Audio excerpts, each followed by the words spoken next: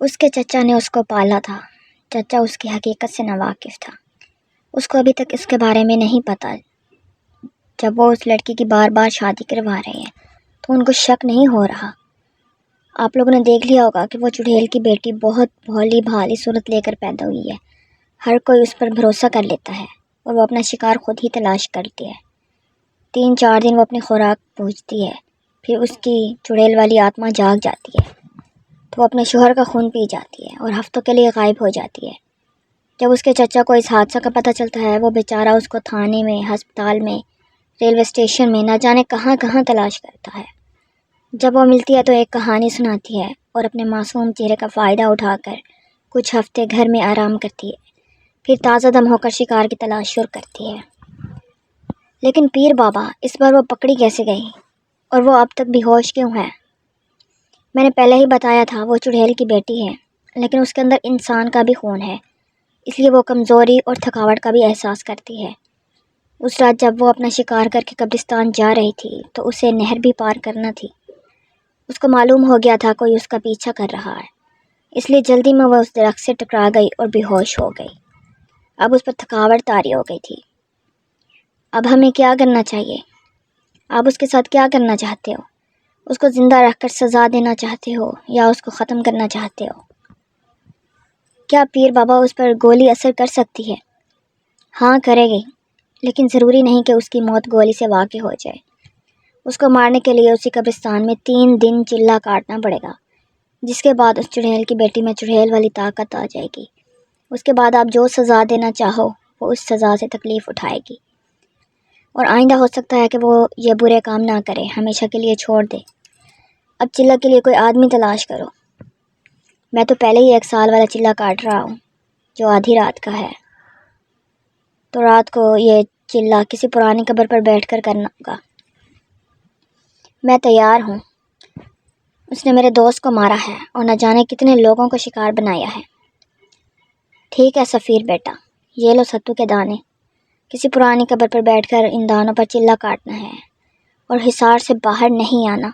کچھ بھی ہو جائے، چاہے میری آواز آ جائے یا میں خود آ جاؤں یا تمہارا دوست اکبر بھی آ جائے، تم نے کسی کی بات پر عمل نہیں کرنا، بس میرا بتایا ہوا عمل کرتے رہنا ہے، اور دن میں کسی سے کوئی بات نہیں کرنا۔ بینک سے چھٹی لے لو۔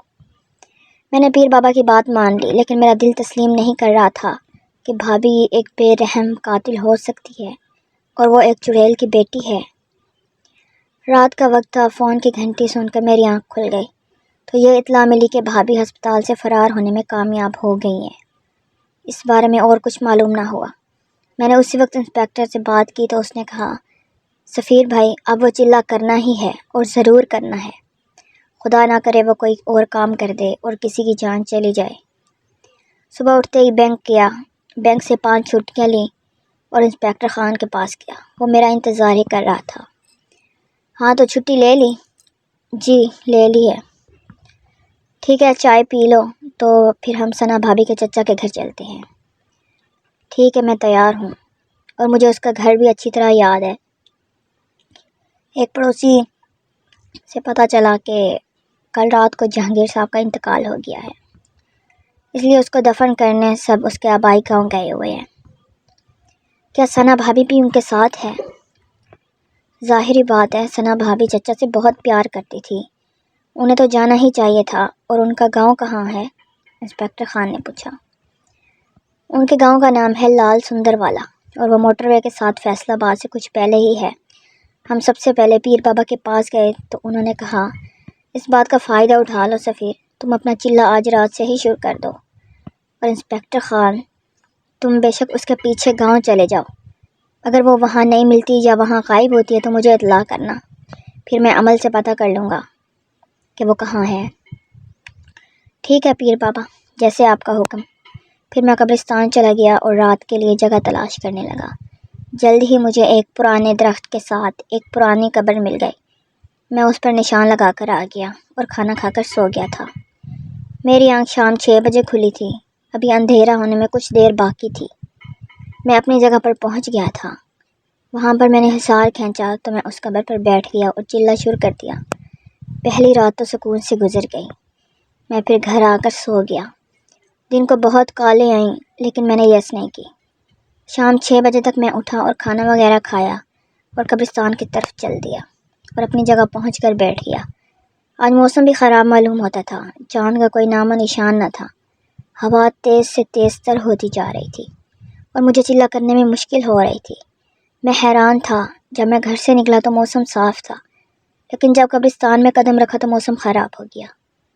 خیر، میں عمل کرنے لگا کہ آسمان پر بجلی چمکی اور بادل شور کرنے لگے، ہوائیں تیز تیز ہونے لگیں، بہت زیادہ شور ہونے لگا۔ مجھے عمل کرنے میں بہت مشکل ہونے لگی۔ کچھ دیر میں بارش بھی ہونے لگی، اور یہ کیا، بارش حصار کے باہر ہو رہی تھی، اور جس جگہ میں تھا اس جگہ کوئی اثر نہیں ہو رہا تھا۔ بادل خوب برسا، ہر جگہ پانی پانی ہو گیا، لیکن حیران کرنے والی بات یہ تھی کہ پانی کا ایک قطرہ بھی میری طرف نہیں آ رہا تھا۔ موسم اب صاف تھا، چاند نظر آ رہا تھا، اور اب مکمل خاموشی تھی۔ میں نے اپنا عمل جاری رکھا۔ صبح ہونے سے کچھ دیر پہلے انسپکٹر خان مجھے اپنی طرف آتا ہوا دکھائی دیا۔ خان نے کہا، سفیر، یہ عمل، یہ چلہ چھوڑ دو، ہم نے ثنا کو مار دیا ہے، اب وہ مر چکی ہے۔ لیکن اس وقت میں ہوش میں تھا، مجھے پیر بابا والی بات یاد تھی، میں بھلا چلہ کیسے چھوڑ سکتا تھا؟ میں چلہ میں مگن رہا۔ خان نے کہا، اٹھ جاؤ میرے دوست، کیوں دیر کر رہے ہو؟ اپنا وقت ضائع کر رہے ہو، آؤ میرے ساتھ، میرا ہاتھ پکڑو۔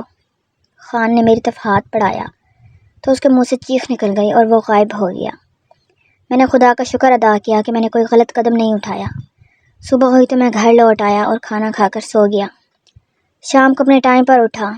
آج سخت امتحان ہونے والا تھا اور میں اس کے لیے تیار تھا۔ میں نے آج مغرب کی نماز قبرستان کے پاس ادا کی تھی، جبکہ پہلے میں گھر میں ادا کرتا تھا۔ چلہ میں نے اپنے ٹائم پر شروع کر دیا۔ وہ تقریباً آدھی رات کا وقت تھا۔ مجھے دور سے کسی کے قدموں کی آہٹ سنائی دی۔ ایک سفید سایہ میری طرف آ رہا تھا۔ قریب آیا تو میں نے دیکھا وہ ثنا ہے۔ انہوں نے بہت ہی معصوم صورت بنائی ہوئی تھی اور مجھ سے معافی مانگنے لگے۔ سفیر بھائی، مجھے معاف کر دو، میرا وعدہ ہے میں آئندہ کسی کو کوئی نقصان نہیں پہنچاؤں گی۔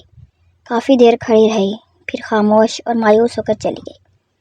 کچھ دیر بعد خاموشی رہی، پھر پیر بابا میرے سامنے آئے اور انہوں نے کہا، بیٹا اسے معاف کر دو، وہ تم سے معافی مانگ رہی ہے۔ اس کی سزا یہ بہت ہے کہ سب کے سامنے اس کا چہرہ بے نقاب ہو گیا ہے۔ میں پیر بابا کی بات کرنے ہی والا تھا کہ میرے کانوں میں آواز آئی، یہ سب نظر کا دھوکہ ہے، یہ میں نہیں ہوں، تم اپنا عمل جاری رکھو۔ پھر وہ پیر بابا بھی وہاں سے چلے گئے۔ میں اسی چکر میں تھا کہ یہ چلہ کس طرح پورا ہو۔ صبح ہونے سے پہلے قبرستان ایک شور سے جاگ اٹھا۔ قبروں سے مردے نکلنے لگے، درخت ٹوٹنے لگے، پرندے بے چین ہو کر ہوا میں اڑ رہے تھے۔ کچھ درختوں کو آگ لگ گئی تھی۔ جس قبر پر میں بیٹھا تھا وہ بھی مسلسل تڑپ رہی تھی۔ مجھے اپنا عمل کرنے میں مشکل ہو رہی تھی۔ پھر میں نے دیکھا ثنا بھابھی کے ساتھ کچھ اور لوگ بھی میری طرف آ رہے تھے، جن میں میرا مرحوم دوست اکبر بھی تھا۔ انہوں نے مجھ سے کہا کہ ہم نے ثنا کو معاف کر دیا ہے، اب تم بھی اس کو معاف کر دو۔ میں نے ان کی ایک نہ سنی تو وہ طیش میں آ گئے اور مجھ پر قبروں پر سے پتھر اٹھا اٹھا کر مارنے لگے، لیکن کوئی بھی پتھر مجھے نہ لگا، سب قریب جا کر گرتے رہے۔ کچھ دیر یہ عمل جاری رہا، پھر سب مردے میری طرف آنے لگے۔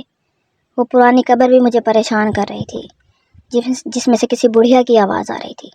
میں نے آنکھیں بند کر لیں اور عمل جاری رکھا۔ اچانک شور ختم ہوا۔ میں نے آنکھیں کھولی تو ثنا چڑیل کی بیٹی بھی ہوش پڑی تھی۔ دور سے مجھے انسپکٹر خان آتا ہوا دکھائی دیا۔ اب صبح ہو چکی تھی۔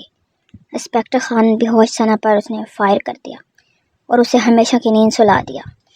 میں حصار سے باہر نکلا۔ ہم نے ثنا کی لاش کو تابوت میں بند کر کے بنا جنازے کے ہی دفن کر دیا، کیونکہ وہ نہ مسلمان تھی نہ پوری طرح انسان تھی، وہ تو چڑیل کی بیٹی تھی۔ مجھے آج بھی اکبر کی یاد آتی ہے۔ اس واقعہ کو 10 سال بیت گئے ہیں، لیکن یہ واقعہ میں کبھی نہیں بھلا سکا۔